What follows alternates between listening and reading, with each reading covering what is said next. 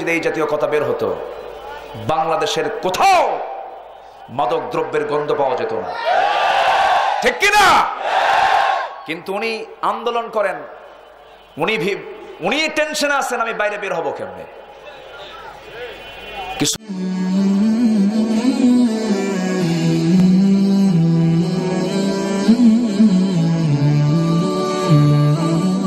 Mega channel, সত্য ও শান্তির পথে।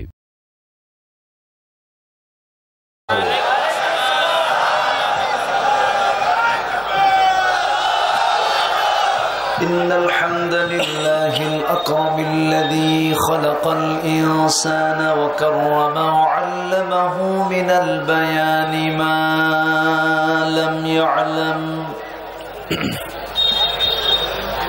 فسبحان الذي لا يحصى امتنانه باللسان ولا بالقلم نشهد أن لا إله إلا الله وحده لا شريك له ونشهد أن سيدنا وحبيبنا ومولانا محمدا عبده ورسوله الذي أرسله بالحق بشيرا ونذيرا وداعيا إلى الله بإذنه وسراجا وقمرا منيرا فقد قال الله تعالى في كلامه المجيد وفرقانه الحميد أعوذ بالله من الشيطان الرجيم بسم الله الرحمن الرحيم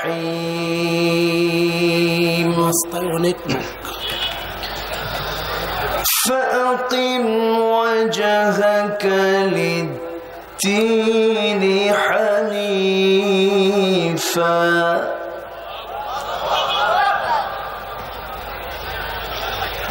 فطرة الله التي فطر الناس عليها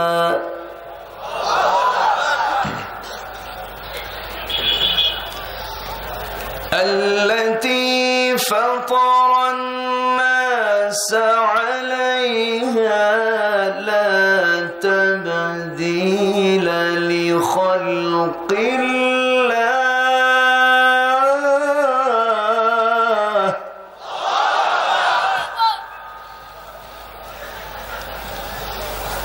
ذلك الدين القيم ولكن أكثر الناس لا يعلمون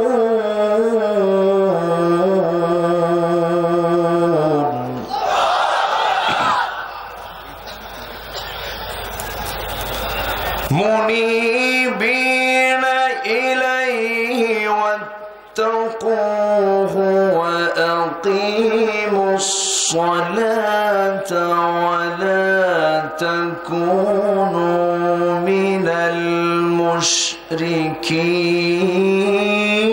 المشركين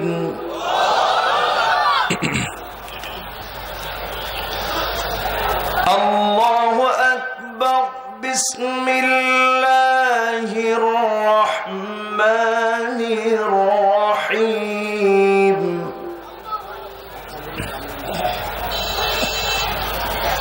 إن الله وملائكته يصلون على النبي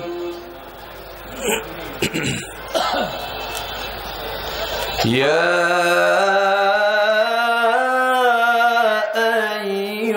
الذين آمنوا صلوا عليه وسلموا تسليما اللهم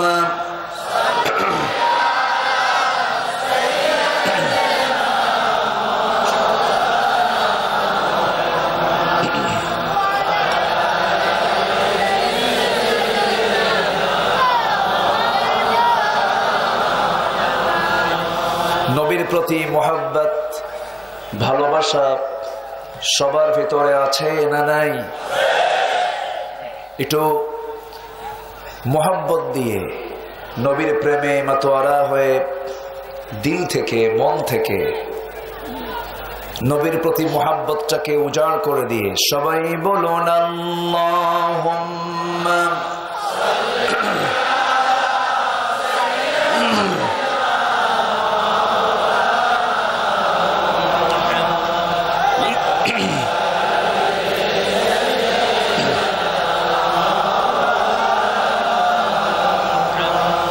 শিবে আবু তালিব সে এক কারাগার কাটলো সেথায় তোমার বহুদিন হলো পার শিবে আবু তালিব সে এক কারাগার কাটলো সেথায় তোমার বহুদিন হলো পার না খেয়ে না ঘুমে কত রাত কেঁদে কেঁদে দিন কায়েমের তরে ধৈর্য ধরে ধরে হে রাসূল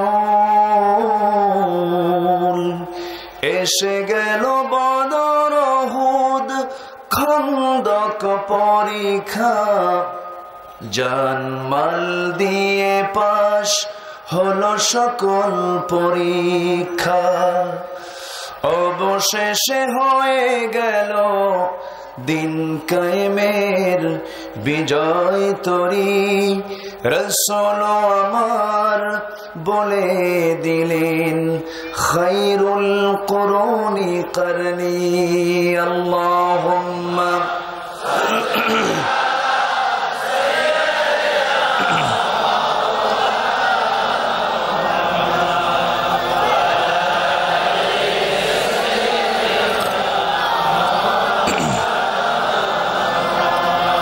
সবাই বলুন বালাগাল উলা বিকামালিহি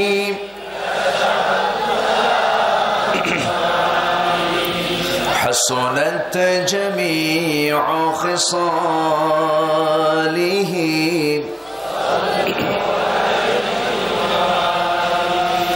مشرقي حب محمد مطلع ديوان ما مطلع خورشید سقاس سینه سوزان ما بلغ العلا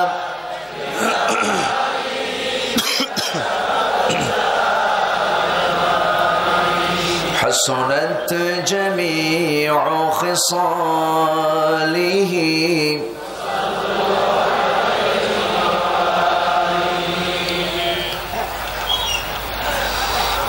সুজলা সুফলা শস্য শ্যামলা সোনার বাংলাদেশের দক্ষিণাঞ্চল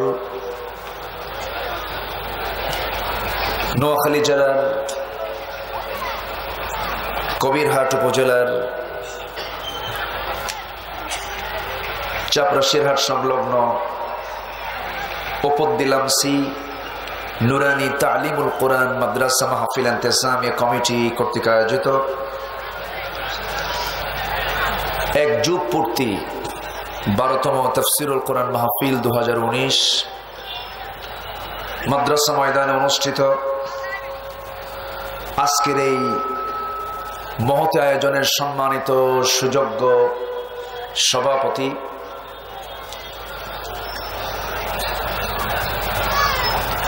চাপরাশির হাট ইউনিয়ন পরিষদের সম্মানিত সুযোগ্য চেয়ারম্যান মহোদয় জনাব জননেতা মহিউদ্দিন টিটু সাহেব, আজকের প্রোগ্রামের অন্যতম মেহমান, বিশিষ্ট সমাজসেবক, ইসলাম দরদী ব্যক্তিত্ব, অত্র প্রতিষ্ঠানের সম্মানিত প্রধান পৃষ্ঠপোষক, এলাকার কৃতি সন্তান জনাব ইঞ্জিনিয়ার মুমিনুল হক সাহেব আমার পূর্বে কথা বলেছেন। আন্তর্জাতিক ইসলামী বিশ্ববিদ্যালয় চট্টগ্রাম ইউনিভার্সিটির সম্মানিত অ্যাসোসিয়েট প্রফেসর হযরতুল আল্লাম মাওলানা মাহমুদুল হাসান, উপস্থিত হযরত উলামায়ে কেরাম, ফদল ইসলাম, সুশীল সমাজ, জাতির শ্রেষ্ঠ সন্তান শিক্ষক মণ্ডলী, জাতির বিবেক সাংবাদিক বৃন্দ, প্রশাসনের দায়িত্ব নিয়োজিত কর্মকর্তা বৃন্দ, সামনে উপস্থিত দূরে ও কাছের বিভিন্ন স্থান থেকে ছুটে আসা, পার্শ্ববর্তী জেলা থেকেও ছুটে আসা আমার প্রাণপ্রিয় সম্মানিত দ্বীনি ভাইরা, আড়ালে বসে আছেন আমার শ্রদ্ধেয়া সর্বগুণে গুণান্বিতা মা বোনেরা, আলোচনার সূচনায় আনুষ্ঠানিকতার মধ্য দিয়ে আমার পক্ষ থেকে আবারও দিল খোলা সালাম, আসসালামু আলাইকুম ওয়া রাহমাতুল্লাহি তাআলা ওয়া বারাকাতুহু। সবাই কেমন আছেন? আমাকে প্রশ্ন করেছেন, আল্লাহ পাক আমাকেও ভালো রেখেছেন, বলি আলহামদুলিল্লাহ। আমার তো এখানে আসা হ্যাট্রিক হলো। হ্যাট্রিক মানে হচ্ছে 3 বার আসা হলো। এই নগণ্য গোলাম আপনাদের মতোই চাঁদমাখা মুখ 3 বার দেখতে পেল। আমি ভাবিনি যে আমি এখানে আসতে পারবো। একটা সিচুয়েশন ছিল, যে সিচুয়েশন আমার আসার সম্ভাবনাই কম ছিল। এই জন্য আজকে বিগত সময়ের চাইতে যে পরিমাণ লোকের ঢল নামে, তবে একদিকে ভালো হয়েছে, বেশি লোক হলো কিন্তু বসতে একটু অসুবিধা হয়। তা আজকে আমরা এর মাঝেও, আমি আসবো কি আসবো না, মাহফিল হবে কি হবে না, এর মাঝেও যেই জনতার ঢল নেমেছে, এটাও প্রমাণ হয়ে যায় নোয়াখালীর মানুষ আসলে কোরআনকে জীবন দিয়ে ভালোবাসে। বলি আলহামদুলিল্লাহ। এখানে আসার তৌফিক দিয়েছেন কে? সেই মহান রবের শানে আমরা সবাই লাখ কোটি শুকর আদায় করি। মুহাব্বাতান, জোড়ালো কণ্ঠে আকাশ বাতাস মুখরিত করে সবাই বলে উঠছি আলহামদুলিল্লাহ। সবাই বলুন আল্লাহুম্মা ইন্নী আসআলুকা আল হুদা ওয়াত তুকা ওয়াল আফাফ ওয়াল গিনা। সবাই বলুন আল্লাহুম্মা লাকা আসলামতু ওয়া বিকা আমানতু ওয়া আলাইকা তাওয়াক্কালতু ওয়া ইলাইকা আনাবতু। আমরা আল্লাহ তাআলার শুকর আদায় করে নিলাম। সম্মানিত ভাই সব, সম্মানিত উপস্থিতি, আমার পূর্বে যিনি কথা বলেছেন অনেক বড় মাপের তিনি আলিম, মাহমুদুল হাসান সাহেব, অনেক কনস্ট্রাকটিভ কথা তিনি বলেছেন, গঠনমূলক কথা তার মুখ থেকে আমরা শুনতে পেয়েছি। আমি আলোচনার সূচনায় কোরআনে কারীমের 114টি সূরার ভিতরে গুরুত্বপূর্ণ একটি সূরা, যে সূরা হচ্ছে একটা রাজধানীর নামে। ইতালির রাজধানী কি? রোম। সূরা রোম 30 নম্বর সূরার 30, 31, 32 এই 3টা আয়াতকে সামনে রেখে আমি কিছু কথা বলতে চাই। এই আয়াতগুলোকে আমি তেলাওয়াতের মধ্য দিয়েই আমি শুরু করেছি আজকের আলোচনায় উঠতে উঠতে একটু দেরি হয়ে গেল। যদি 9:30টায় ঠিক আমি মাইকটা পেতাম, তাহলে দূর দূরান্তের মানুষের একটা পিছু টান যে ভাব, একটা অস্থিরতা, এই জিনিসটা থাকতো না। তো উঠতে যেহেতু দেরি হলো, শেষ করতে যদি একটু দেরি হয় কষ্ট হবে? কোনো সমস্যা, অসুবিধা? ঘুম কম হবে, ঘুমটা কিন্তু কম হবে। ঘুম তো নিয়ামত। ও জাআলনাল লাইলা লিবাসা, আল্লাহ পাক ঘুমটাকে দিয়েছেন আবরণ করে, নিয়ামত স্বরূপ। যার ঘুম নাই তার দুনিয়ার কোনো শান্তি নাই। কিন্তু জান্নাতে কিন্তু ঘুম নাই, জান্নাতে ঘুম নাই। ঘুম তো লস। ঘুম কি লস? জান্নাতে যদি ঘুমাই তাহলে জান্নাতের নাজ নিয়ামত ভোগ করবো কেমনে? সম্মানিত ভাইয়েরা, যেহেতু জান্নাতে ঘুম নাই, আজকে নয় আমরা একটু ঘুম নাই পারলাম, কোনো সমস্যা আছে? আসুন এখন কোন সব চিন্তা মাথা থেকে ঝেড়ে ফেলে আসুন আমরা সবাই কোরআনের চিন্তায় মশগুল হয়ে যাই। কোরআন থেকে আমরা কথা বলি, কোরআন থেকে আমরা কথা শুনি। জোরে বলি ইনশাআল্লাহ, আর একটু জোরে বলি ইনশাআল্লাহ। সম্মানিত ভাইয়েরা, এটা এমন একটা গ্রন্থ, এটা এমন একটা কিতাব, পৃথিবীর সকল জ্ঞানী, মহাজ্ঞানী, মহাগুরু, মহাপণ্ডিত সবাই এসে কোরআনের সামনে যখন দাঁড়ায়, সে ভাবে আমি অসহায়। কি ইঞ্জিনিয়ার বলেন, কি ডাক্তার বলেন, কি বিজ্ঞানী বলেন, যে কোনো গবেষক যখন কোরআনের কাছে আসে, তখন সে ভিক্ষুকের মতো শুধু হাত পেতে চেয়ে থাকে, কি নেব এর থেকে। আল্লাহু আকবার বলেন। আল্লাহ পাক কোনো কিছু বাদ দেননি এর মধ্যে। আল্লাহ রাব্বুল আলামিন বলেন, ওয়ামা মিন গায়িবাতিন ফিস সামাই ওয়াল আরদি ইল্লা ফি কিতাবিম মুবিন। এই আসমানের, এই জমিনের যত নিগূঢ় তথ্য, উপাত্য সব আমি এর মধ্যে বলে দিয়েছি, সুস্পষ্ট করে, অস্পষ্ট করে না, সুস্পষ্ট করে, সুস্পষ্ট করে। আল্লাহ রাব্বুল আলামিন কোন দৃষ্টান্ত বাদ দেননি, কোন দৃষ্টান্ত এই কিতাবের মধ্যে থেকে বাদ পড়ে যায় নাই। আল্লাহ রাব্বুল আলামিন বলেন, ওয়ালাকাদ দারাবনা লিন-নাসি ফি হাযাল কুরআন মিন কুল্লি মাসাল। এই কিতাবের ভিতরে সকল এক্সাম্পল দিয়েছি, দৃষ্টান্তগুলো দিয়েছি, কোনো কিছুই বাদ পড়ে নাই। রাষ্ট্রপতির কথা এর মধ্যে আছে না নাই? জালিম রাষ্ট্রপতির ইতিহাসও আছে না নাই? ফেরাউনের নাম আছে না নাই? হামানের নাম আছে না নাই? নমরুদের কথা আছে না নাই? আবু জেহেলের কথা আছে না নাই? আছে, ইতিহাস আছে, এর মধ্যে গবেষণা আছে, এর মধ্যে অর্থনীতি আছে, এর মধ্যে সমাজনীতি আছে, এর মধ্যে রাজনীতি নাই? আস্তে কোন আছে না নাই? কোন নীতিবাদ পড়ে নাই, বরঞ্চ মানব রচিত হিউম্যান লর ভিতরে বাদ পড়তে পারে, বাদ পড়বে, এটাই স্বাভাবিক। কারণ মানুষ পূর্ণাঙ্গ না অপূর্ণাঙ্গ? মানুষ তো অপূর্ণাঙ্গ। মানুষের জন্মটার শুরুটাও দুর্বল, পরিণতিও দুর্বল। জন্ম যখন নাই এসে তখন কি সে সবল নাকি? সে সময় সবল? দুর্বল। যখন সে মুমূর্ষু অবস্থায় চলে যায় তখনও সেই দুর্বল, পরিণতিও দুর্বল, সূচনাও দুর্বল। মাঝখানে একটু যৌবন থাকে, রক্ত গরম থাকে, তখন বলে খাইয়া ফেলাবো। তখন কি কয়? খাইয়া ফেলাবো। কিন্তু সূচনাও দুর্বল, পরিণতিও দুর্বল। যখন প্যারালাইজড হয়ে যায়, যখন 80 ঊর্ধ্ব বয়স হয়ে যায়, হুঁশ থাকে না।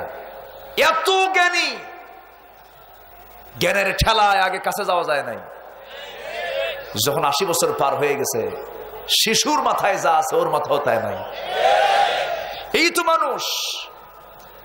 আর সেই মানুষ তার সীমিত এই লাইফ নিয়ে, সংক্ষিপ্ত জীবন নিয়ে কি তাকাব্বুরি, কি অহংকার, কি দাম্ভিকতা প্রকাশ করে। কিন্তু না, দাম্ভিকতা প্রকাশ করার একমাত্র যোগ্যতা কে রাখেন? অহংকার করার যোগ্যতা কার? বিশাল একখান বাড়ি আছে, 200 কোটি টাকা খরচ করেছি, 500 কোটি টাকা খরচ করেছি, 1000 কোটি টাকা খরচ করেছি। আমি গত 3 বছর আগে সিলেটে আমার একটা মাহফিল ছিল। লন্ডন প্রবাসী এক ভাই আমাকে নিয়ে গেলেন দাওয়াত দিয়ে, বলেন হুজুর আমার বাড়িতে আসেন। মাহফিল শেষ করে বাড়িতে ঢুকলাম, বলতেছে হুজুর বেশি টাকা খরচ করি নাই, বাড়িতে খরচ করেছি মাত্র 200 কোটি টাকা। তো আমি তাকে বললাম যে আপনি যে বাড়ি করতে 200 কোটি টাকা খরচ করলেন, ওই 200 কোটি টাকার মালিক কে? আসতে কোন কেন? উত্তম ওয়ারিস, সমস্ত সম্পত্তির উত্তম ওয়ারিস কে? আল্লাহ হচ্ছেন উত্তম ওয়ারিস। ওয়ালিল্লাহি মিরাসুস সামাওয়াতি ওয়াল আরদ, আসমান জমিনের সকল ওয়ারিস উত্তরাধিকারী কেউ না, তিনি কে?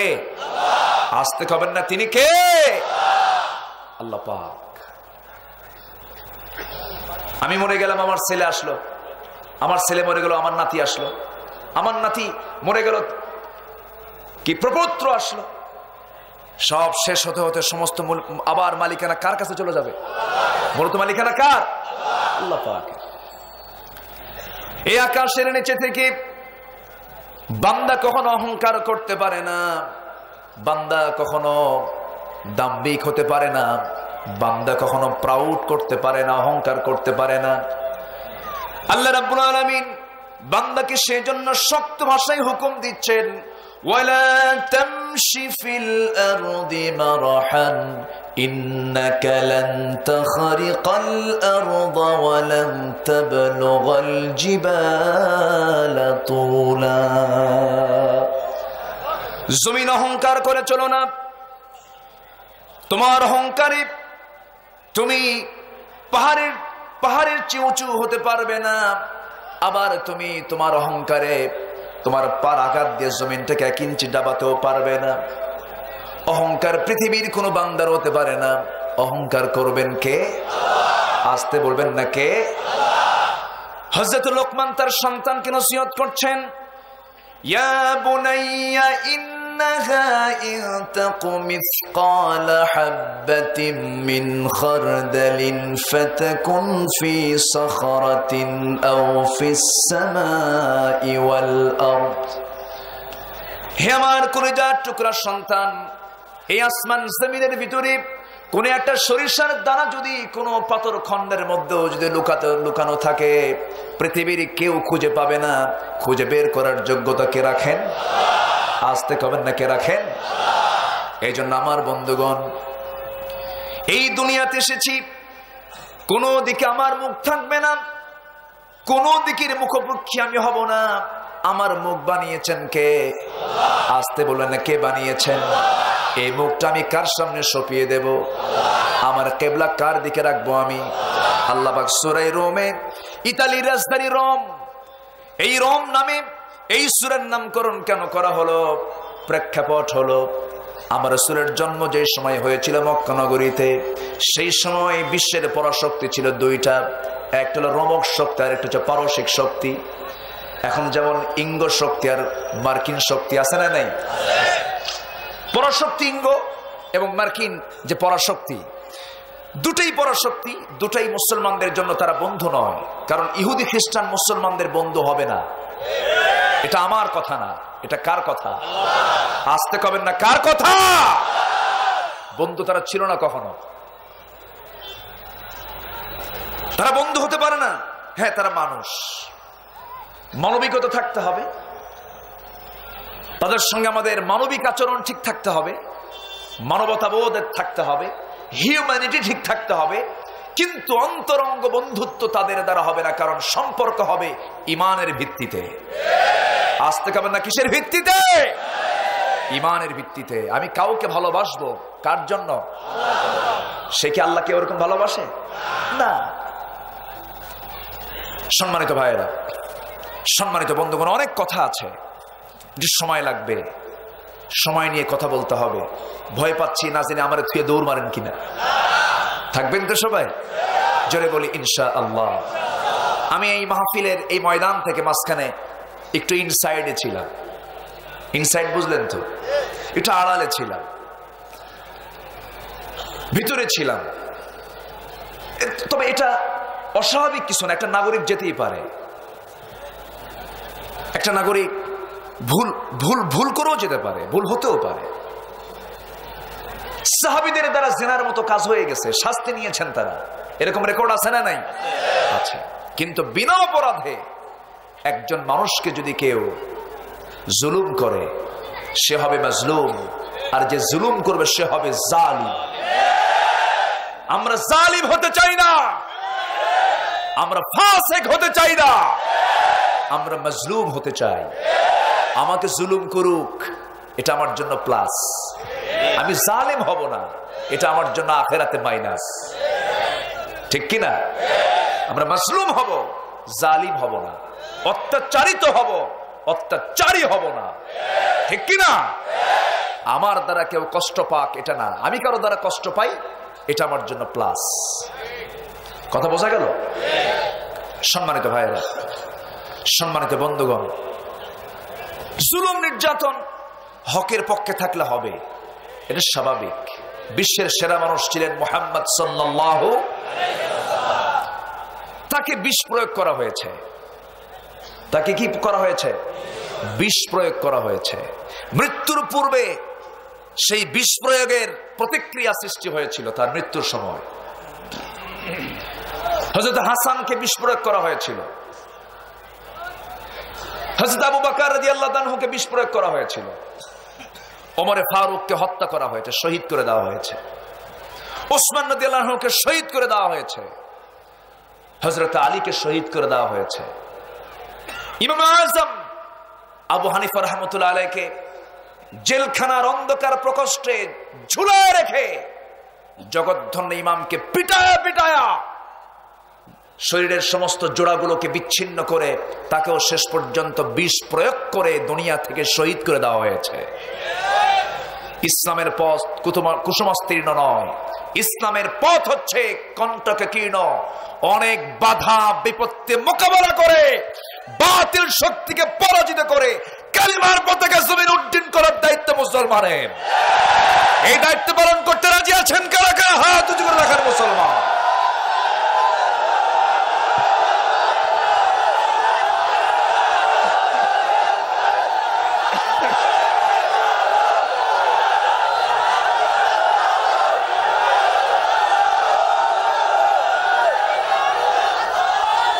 আল্লাহ সবার হাতকে কবুল করেন, জোরে বলি আমিন, আরো জোরে আমিন। হাত নামান। আমাদের জীবনে গুনাহ আছে না নাই? গুনাহ নাই? গুনাহ কার নাই? ফেরেশতার নাই। কার নাই? ফেরেশতার গুনাহ করার যোগ্যতাই নাই, গুনাহ হবে কেমনে? আর আমার গুনাহ করার যোগ্যতা কে দিয়েছেন? কে দিয়েছেন? আমার গুনাহ হবে, এটাই স্বাভাবিক। গুনাহ না হলে চোখের পানি আসবে কেমনে? গুনাই নাই, কাঁদবো কেমনে? গুনাহ হবে, বান্দা কাঁদবে। আল্লাহু আকবার বলেন, যখন আল্লাহু আকবার। গুনাহ হবে, গুনার বিচার আল্লাহ যদি করেন বান্দা জান্নাত পাবে না। আমার কথা আবার বুঝে আবার ভুল বুঝবেন না যে হুজুর আপনি কি গুনাহ করতে বলতেছেন নাকি? না, গুনার হিসাব যদি আল্লাহ নেন, পাপের হিসাব নিলে পরে জান্নাত পাওয়া যাবে না। কিন্তু আল্লাহ পাক কিছু কিছু গুনাহ আছে, ক্লাস আছে, যে গুনাহগুলো আল্লাহ পাক কখনো মাফ করবেন না। মানুষের মধ্যে দেখবেন ভুলের একটা মাত্রা থাকে, মাত্রাতিরিক্ত ভুল হলে পরে তখন কিন্তু তাকে আর মাফ করার পর্যায়ে তাকে ফেলানো যায় না। কষ্ট হচ্ছে আপনাদের? সমস্যা নাই তো? না না না, আমার কোনো সমস্যা। আচ্ছা, আলহামদুলিল্লাহ। অনেক রাত হয়েছে, আপনার ব্যস্ত মানুষ। না না, আমি চেয়ারম্যান সাহেব তো খুব ব্যস্ত মানুষ থাকেন, শেষ করে তাদের অনেক দরবার থেকে। দেখেন না, উনি বললেন ভাই মদের বিচার করতে করতে, নেশার বিচার করতে করতে কাম সারা। সমস্যা বলবো, সব বলবো একটা একটা করে। আজকে আমরা বলবো, জোরে বলি ইনশাআল্লাহ। উনি আমাকে কিছু কথা বলতে বলেছেন, আমি বলবো। এরকম চেয়ারম্যান যদি মুখে হক কথা বলে, সমস্ত চেয়ারম্যানের মুখ থেকে যদি এই জাতীয় কথা বের হতো, বাংলাদেশের কোথাও মাদক দ্রব্যের গন্ধ পাওয়া যেত না, ঠিক কিনা? কিন্তু উনি আন্দোলন করেন, উনি টেনশনে আছেন আমি বাইরে বের হবো কেমনে। কিছু নমরুদ মার্কা লোক আছে না নাই? কিছু হামান মার্কা লোক আছে না নাই? সম্মানিত ভাইরা, আল্লাহ পাক গুনাহ মাফ করবেন, কিন্তু কিছু ক্লাস আছে যে গুনাহগুলো খুবই গুরুতর গুনাহ, যেগুলো কখনো মাফ হবে না, মাফ হওয়ার মতো না। ধরুন এই সম্পত্তির মালিক ইঞ্জিনিয়ার মমিনুল হক, ধরুন না আসলে মালিক কিন্তু উনি, তাই না? আচ্ছা, এই জায়গাটার উনি মানে দুনিয়ার জিন্দেগির যে মালিকানা, ওনার নামে এমআরআর অথবা মানে দলিল অথবা উত্তরাধিকার সূত্রে পাওয়া ওনার জমি, এটা মানে পার্থিব জীবনের যে মালিকানা। এই জমিতে যদি কেউ এসে বলে এই সাইডের 10% জায়গা আমার, ওনার সহ্য হবে? ওনার নামে ওনার সিএস এমআরআর আরএস সব ওনার নামে, সব টনটনা ক্লিয়ার কাগজ। একজন এসে বললো এটা আমার 10% জায়গা আমার, তোমার না, আমার না কিনা, এই যে লাঠি, কি কথা বোঝা গেল? এরকম ভূমিদস্যু তো এখন বাংলাদেশে নাই, আছে আছে নোয়াখালী, আলহামদুলিল্লাহ, কি কবেন যেরকম নাউজুবিল্লাহ।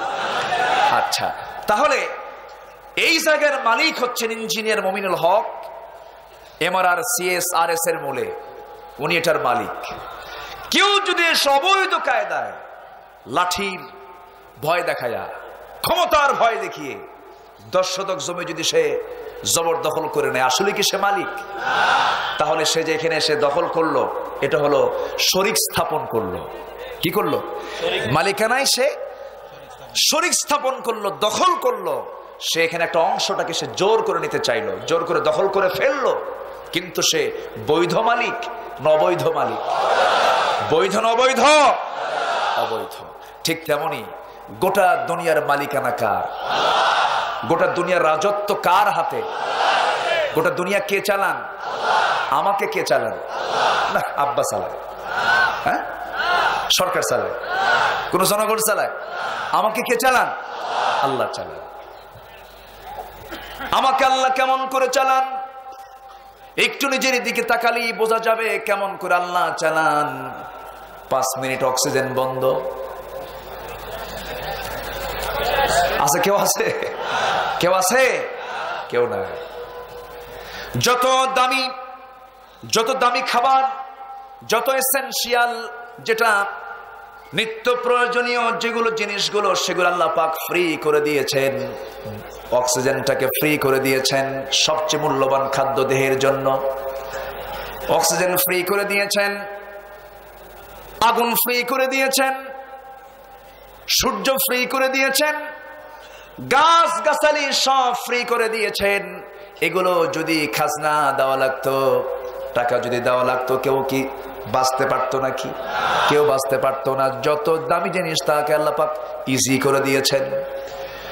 আল্লাহ চালান, আল্লাহ বান্দার সকল কিছুর খোঁজ খবর রাখেন। কারণ তাবারাকাল্লাযী বিয়াদিহিল মুলকু ওয়া হুয়া আলা কুল্লি শাইইন কাদির। গোটা পৃথিবীর রাজত্ব আল্লাহর হাতে। হাতের ভিতরে কোনো কিছু রাখলে যেমন আমরা সুস্পষ্ট আমাদের এই সীমিত চোখ দিয়ে দেখতে পাই, আল্লাহ পাক গোটা পৃথিবীর রাজত্ব তার কুদরতি চোখে তা তিনি দেখতে পান। যেরকম সুবহানাল্লাহ।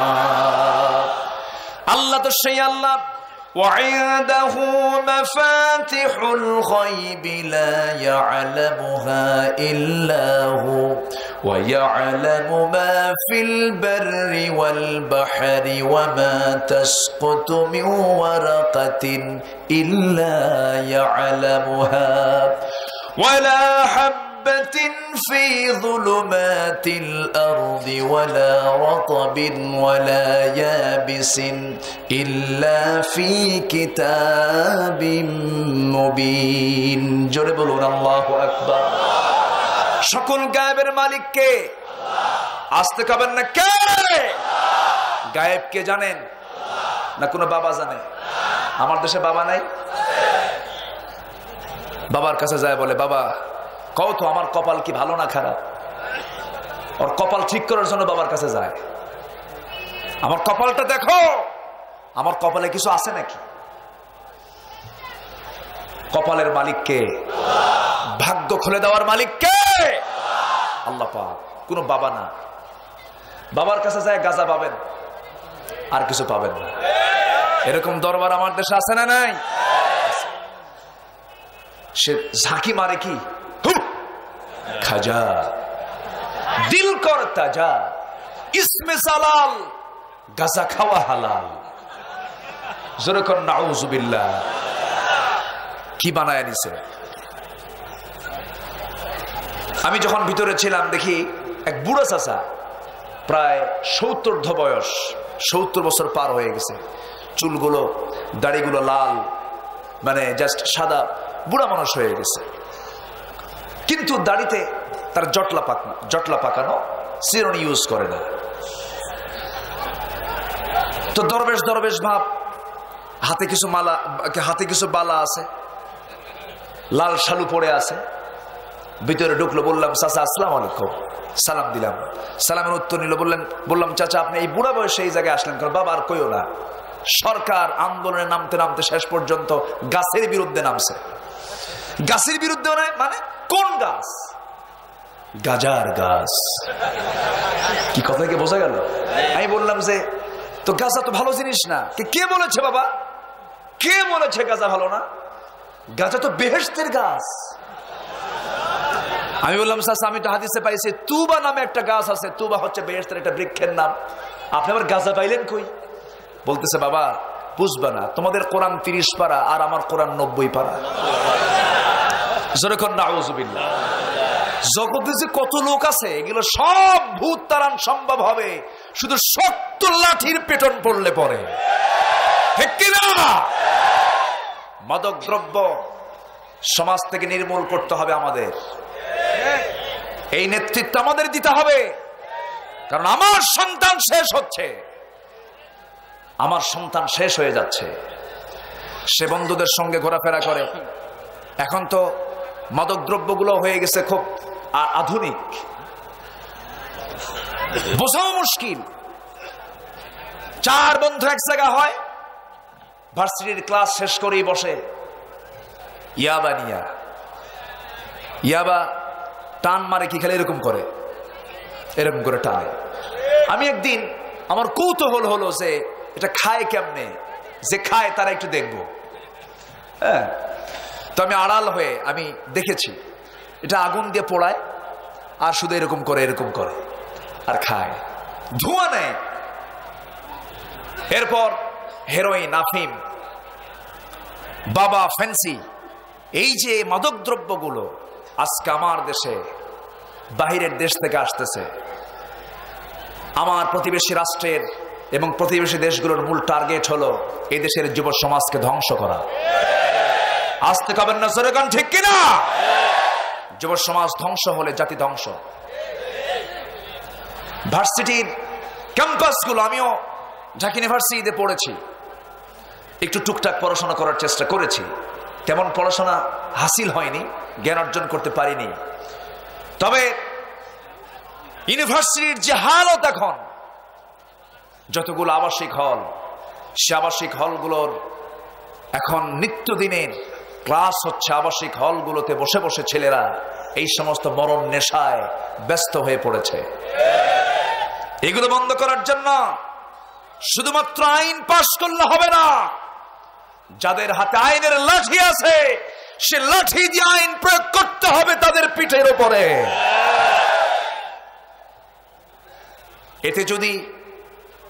এতে যদি ওয়ালাউ যা কুরবা ইয়াদিলু, ওয়ালাউ যা কুরবা, ইনসাফ করো, সঠিক বিচার করো। তোমার যদি আত্মীয় হয়, দলের লোক হয়, সাথ দেওয়া যাবে না মুসলমান। এছাড়া তোমার সন্তান এটা যদি না করো, তোমার সন্তান বিপদগামী হয়ে যাবে, তোমার সন্তান ধ্বংস হয়ে যাবে। লক্ষ লক্ষ ঐশীর জন্ম হচ্ছে বাংলাদেশে আজ। আমরা ঐশীর, নতুন করে কোন ঐশীর জন্ম বাংলাদেশে দেখতে চাই না। মাদক মুক্ত দেশ গড়তে চাই। সরকার যে অভিযানে নেমেছেন, সরকার যে অভিযানের ঘোষণা দিয়েছে, আমরা সাধুবাদ জানাই, কিন্তু স্বচ্ছভাবে এই আন্দোলন তারা চালাবে, আমরা এটা আশাবাদী। আসতে পারবেন না, জনগণ ঠিক কিনা? এই মাদক দ্রব্যগুলো কোন জায়গা থেকে আসে, কোন পয়েন্ট থেকে আসে? দেশের গোয়েন্দা সংস্থা আছে না নাই? দেশের সমস্ত গোয়েন্দা সংস্থার কাছে এই খবর জানা আছে না অজানা আছে? বন্ধ করতে সময় লাগবে না, আন্তরিক হই আমরা। আমি সবাইকে উদাত্ত আহ্বান জানাই, আমার চেয়ারম্যান মহোদয়ের মতো, তার সুরে আমি সুর নিতে চাই, এগুলো বন্ধ করতে হবে। এই বন্ধের হুকুম শুধু সরকারের না, আল্লাহরও আছে। আসতে কবে না? এই কোরআন শরীফের আছে না নাই? আছে না নাই? আগে মদ কিন্তু হারাম ছিল না, মদ খেতেন সাহাবীরাও। আবার ভুল বুঝবেন না, সাহাবীরা মদ খেয়েছে, আমরাও খাবো। মানে মদ, মক্কার মানুষের মদটা এত অ্যাভেলেবেল ছিল যে পানির চেয়ে মদ বেশি খেত। আমার দেশের কিছু সুশীল সমাজের দাবিদার, কিছু বাড়িধারা, গুলশান, বনানী, ধানমন্ডির কিছু কিছু আছে যারা পানির চেয়ে মদ বেশি খায়। কিছু আছে না নাই? কিছু কিছু আছে। মানে আবু জেহেল চলে গেছে তো, খালাতো ভাইগুলো পড়ে আছে এখন, এখনো আছে না নাই? মদ্যপানের উপকারিতা কি? রাসূলকে প্রশ্ন করা হলো, মদ্যপান কি?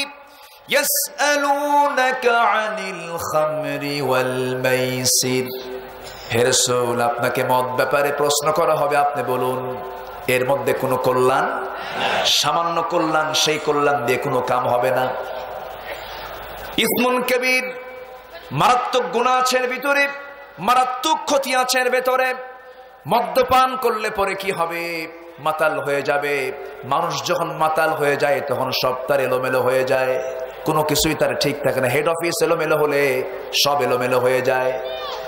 হযরত আলী রাদিয়াল্লাহু তাআলা আনহু নামাজে দাঁড়ালেন, নামাজে দাঁড়ায়া মদ্যপান করেছেন, মাগরিবের নামাজ পড়েছেন, মাগরিবের নামাজ শুরু করেছেন, সূরা কাফিরুন পড়ছেন, কুল ইয়া আইয়ুহাল কাফিরুনা আ'বুদু মা তা'বুদুন। বাদ পড়ে নাই কিছু?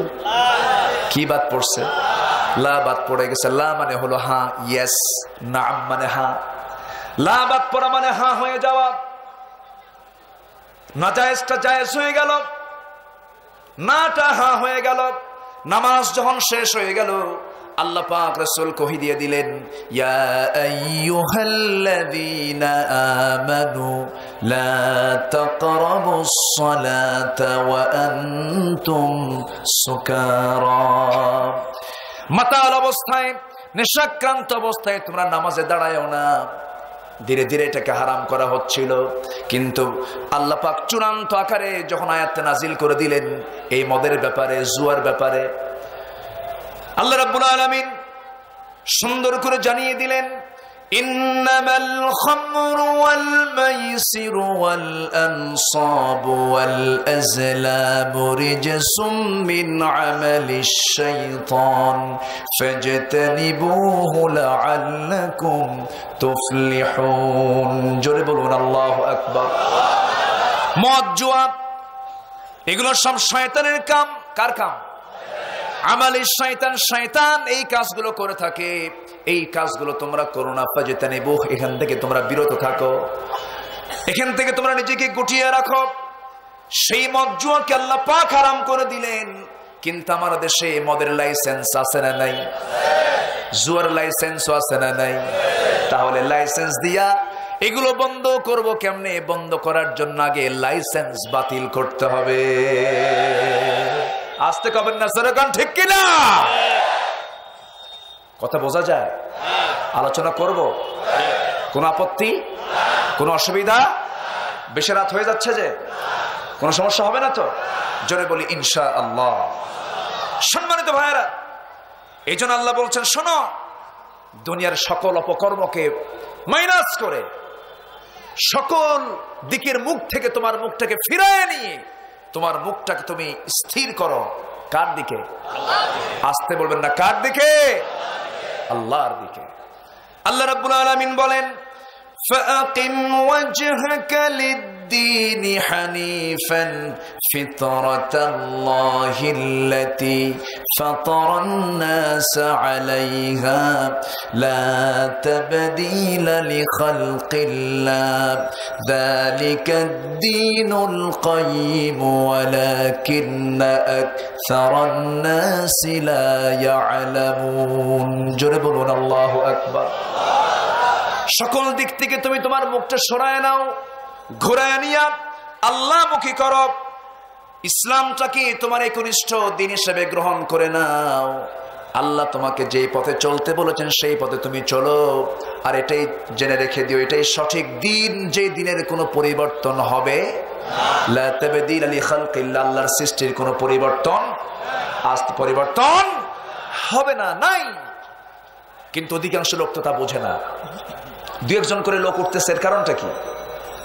ওঠে কেন? এই মা মুশকিলা, বসেন, একটু বসুন। কেউ ওঠার সাহস করবেন না।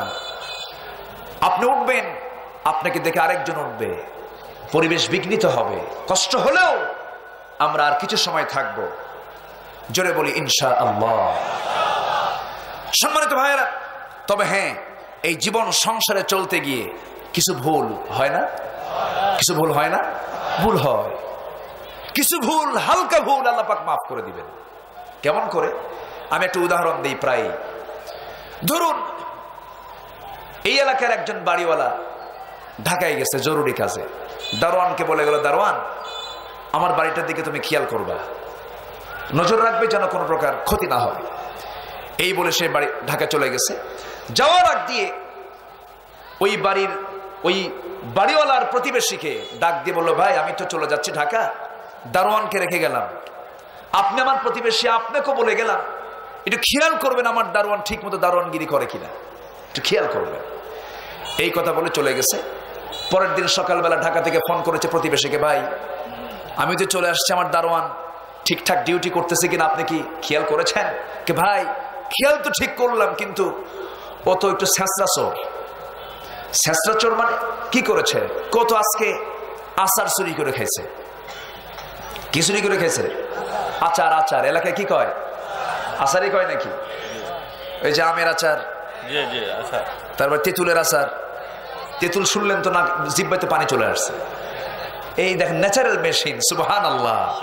তেঁতুল নাম শুনলি জিহ্বায় পানি আসে। এই জিহ্বায় কে পানি দেন? আসতে খাবেন না, কে দেন? আল্লাহ কি মেশিন দিয়েছেন, নাম শুনলি পানি আসে। আচার চুরি করে খাইছে। বাড়িওয়ালা এখন মনে মনে ভাবতেছে, আমি আগে বাড়ি যাই, এরপর দেখবো নি। পরের দিন আবার ফোন দিয়েছে যে ভাই কি খবর আজকে? কে ভাই আজকে কয়েন না, আমার চোখের সামনে দেখলাম আপনার সামনের উঠান থেকে মুরগির ঘর থেকে একটা বড় একটা মোরগ নিয়ে সে জব করে মোরগ চুরি করে খাইছে। বাড়িওয়ালার মেজাজ তো আরো খারাপ হয়ে গেছে। তো তোরে দিলাম আমি আমার সম্পদ হেফাজত করতে, তুই আমার আচার চুরি করে খাস, মুরগি চুরি করে খাস, আমি আগে ফিরি বাড়িতে।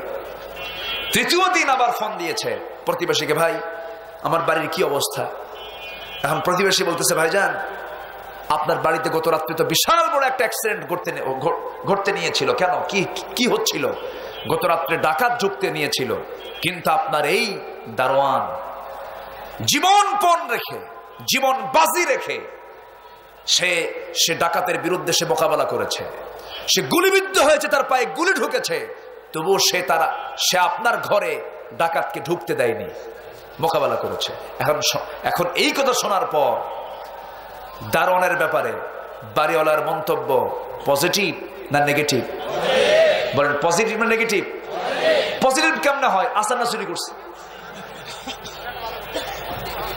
মুরগিও চুরি করে খেয়েছে, কিন্তু তার এটা মনে থাকবে না।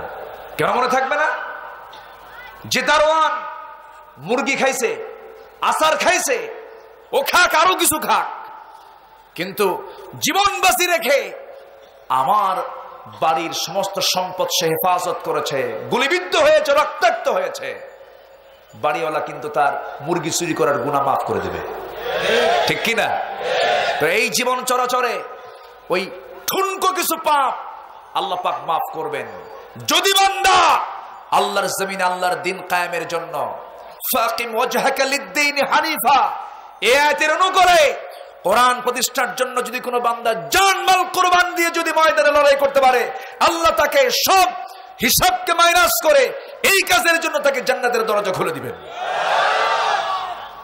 বোঝা গেল কথা? বোঝা কি যাচ্ছে? তাহলে আমার মুখটা ফিরায় নেব কার দিকে? শিরকের কাজে আমি অংশগ্রহণ করব। শিরিক করলে মাফ হবে? মাফ হবে। এটা গুরুতর অপরাধ। কি অপরাধ? গুরুতর অপরাধ। এই মারাত্মক গুনাহ আল্লাহ রাব্বুল আলামিন মাফ করবেন না, কারণ আল্লাহ নিজেই ফতোয়া দিচ্ছেন, وَمَن يُشْرِكْ بِاللَّهِ فَقَدْ حَرَّمَ عَلَيْهِ الْجَنَّةَ। যে ব্যক্তি শিরিক করবে তার জন্য জান্নাত চিরহারাম হয়ে যাবে, সে কখনো জান্নাত পাবে না, জান্নাতের গন্ধ পাবে না। আমার বন্ধুগণ, শিরক আজকের সমাজে আছে না নাই? কম আছে না বেশি আছে? কবরে ফুল দেওয়া সুন্নতে মুআক্কাদা, হ্যাঁ, এগুলো কি আমার দেশে মনে হয় নাই? যারা দেয় তাদের পক্ষের লোক আছে না নাই? এত বড় ফুল নিয়ে চলে যায়, আছে না নাই? হয়তো এই জাতীয় কথা বলতে গেলে প্রচলিত আইন বিরুদ্ধ কথা হয়ে যাবে, কিন্তু কোরআনের পক্ষে কথা বলবো না দেশের আইনের পক্ষে কথা বলবো? আসতে কবে না দেশের আইন না কোরআনের আইন?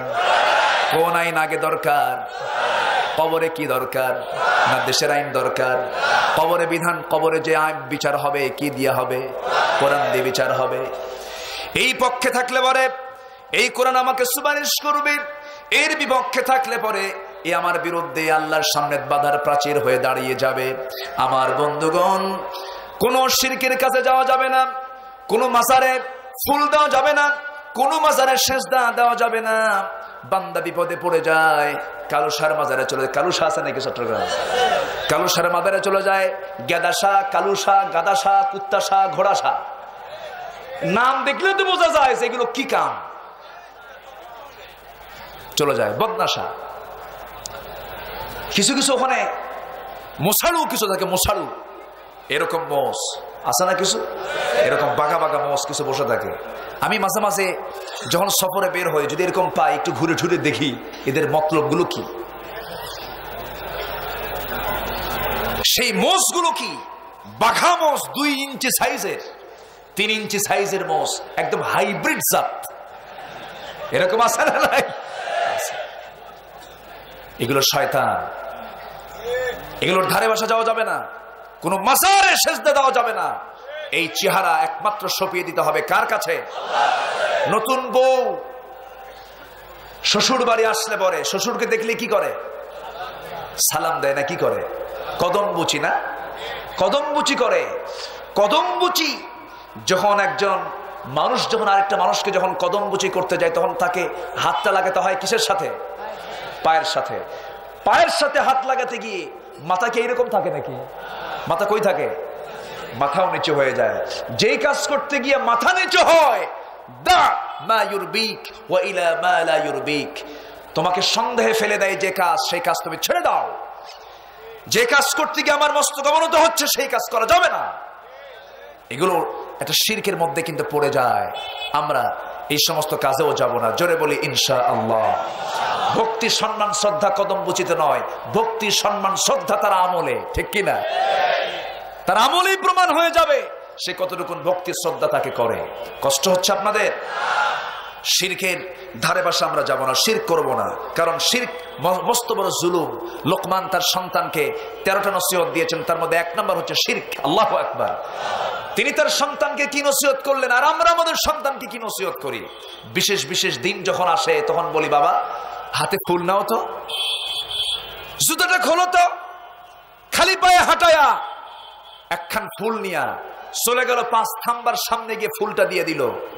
আমরা ভাষা শহীদদের জন্য দোয়া করি, যারা জীবন দিয়েছেন আল্লাহ পাক তাদের কবরটাকে জান্নাতের নূর দিয়ে মুনাফফার করে দেন। কিন্তু তাদেরকে সম্মান করতে গিয়া আমার ঈমান চলে যাচ্ছে, এমন কাজ আমার করার দরকার নাই, নাই, নাই, ঠিক কি না? এমন কাজ করার দরকার নাই। কষ্ট হচ্ছে আপনাদের? আমার নবীর কবর আমি বহুবার জিয়ারা করেছি। আমি আমার রাসূলের কবরের সামনে দাঁড়ায় বহুবার সালাম দিয়েছি, অসংখ্যবার। আমি বহুবার ঘুরেছি তার কবরের পাশে দিয়ে। এখানে ইঞ্জিনিয়ার সাহেব আছেন, তিনিও হজ করেছেন। আমরা কিন্তু কেউ দেখতে পাইনি আজ পর্যন্ত আমার নবীর কবরের সামনে গিয়ে কেউ একটা ফুল নিয়ে দাঁড়ায় গেছে। আসতে কবেন না আছে, আসতে কবেন না আছে এমন দৃশ্য রাসূল এটা মানা করেছেন। এগুলো করা যাবে না, এগুলো শিরকের কাজ, এগুলোর ধারে পাশে আমরা যাব না। জোরে বলি ইনশাআল্লাহ।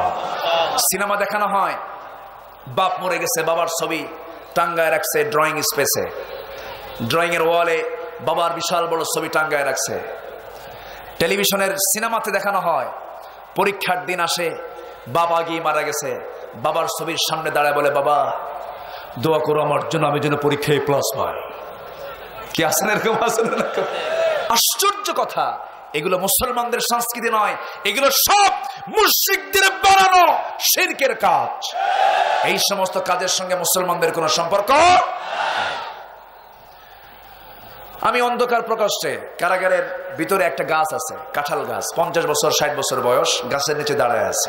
হঠাৎ করে ডালে বসা একটা পাখি আমার মাথায় হাজত ছাড়লো, হাজত ছাড়লো, বুঝলেন তো, ছেড়ে দিল। তো ছেড়ে দেওয়া মাত্র আমার মাথায় এসে পড়ে গেল। আমি সরে দেখি যে মাথা ভেজা আমার। তো আমার সামনে একজন দাঁড়ায় বললো, হুজুর চিন্তা করেন না, আপনার জামিন হয়ে গেছে। বলুন জামিন হয়ে গেছে মানে কি পায়খানা করলে জামিন হয়? কন্ত এটা কি ইমানদারের কথা না মুশরিকের কথা?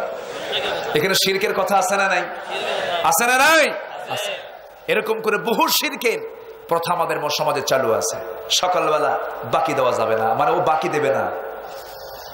শনিবারে বাস কাটা যাবে না, মঙ্গলবারে বিয়ে হওয়া যাবে না। এক বিয়ের অনুষ্ঠানে গেছি, প্রচুর বৃষ্টি।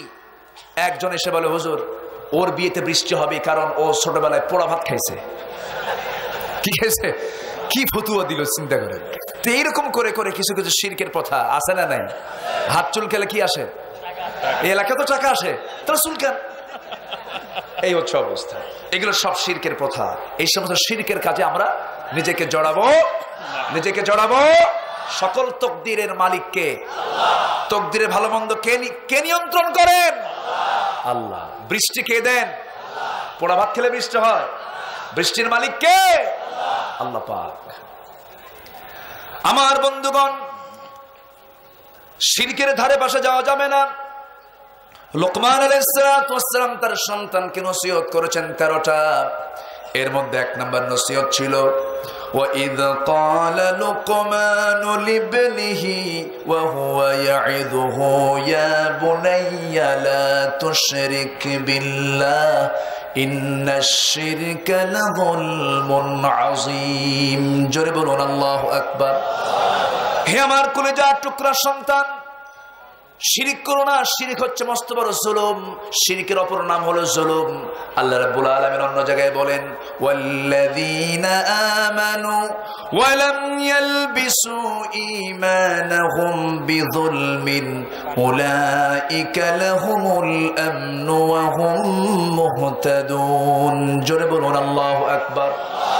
যারা ঈমান আনবে, যারা জুলুম করবে না, যারা শিরিক করবে না, তারাই হচ্ছে হেদায়েত প্রাপ্ত। শিরকের কাছে আমরা যাব, আস্তে কেমন না যাব। শিরিক মানে হচ্ছে মস্ত বড় জুলুম। টুপির কাজ হলো মাথায় রাখা, চশমার কাজ হলো চোখে রাখা, ঘড়ির কাজ হলো হাতে রাখা, জুতার কাজ হলো পায়ে রাখা। জুতাটা পায়ে না রেখে যদি গলায় লটকায় তাহলে কি হলো? জুলুম হয়ে গেল। কেউ যদি টুপিটা মাথায় না দিয়ে হাঁটুতে রাখে, এটা জুলুম হয়ে গেল। ঠিক তেমনি কোন বান্দা যদি আল্লাহর প্রতি আস্থা না এনে, আল্লাহর আইনকে না মেনে যদি দুনিয়ার কোন আইনকে যদি বিশ্বাস করে নেয়, সে সবচেয়ে বড় মুশরিক। এমন মুশরিক আমার দেশে আছে না নাই? শিরকের কাজে আমরা যাব না। দুনিয়ার কোন দল করব না। আমরা দল করব কার? আসতে কবেন না, দল করব কার? যে দল আদম করেছেন, যে দল নূহ করেছেন, যে দল ইব্রাহিম করেছেন, যে দল ইদ্রিস করেছেন, যে দল মূসা করেছেন, যে দল ঈসা করেছেন, যে দল সুলাইমান করেছেন, যে দল দাউদ করেছেন, যে দল আমার নবী করেছেন, সেই দলই হবে আমাদের দল। কথা বোঝা গেল? কথা কি বোঝা গেল? আর অন্য দল করলেই সে শিরকের কাজে নিজেকে জড়ায় নিল। আমরা দল করে যাব কার? আসতে বলবেন না কার? আল্লাহ পাকের। সম্মানিত ভাইয়েরা, আল্লাহ মুখ ঘুরিয়ে নিতে বলছেন, বান্দা মুখটা ঘুরিয়ে নাও আল্লাহর দিকে। রাসূল যখন এই শিরক বিরোধী দাওয়াতি কার্যক্রম যখন শুরু করলেন, শুরু হলো নানা প্ল্যান, নানা পরিকল্পনা।